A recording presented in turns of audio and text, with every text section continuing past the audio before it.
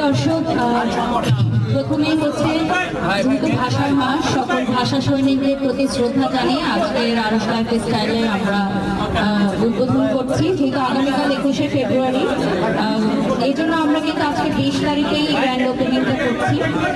আপনারা যারা Bashundhara city shopping mall level 5-এ আসবেন অবশ্যই আরশ লাইফ স্টাইল ভিজিট করবেন। এবং আপনারা দেখছেন যে আমাদের এখানে মেইন গেস্ট যারা আছেন, ভাইয়া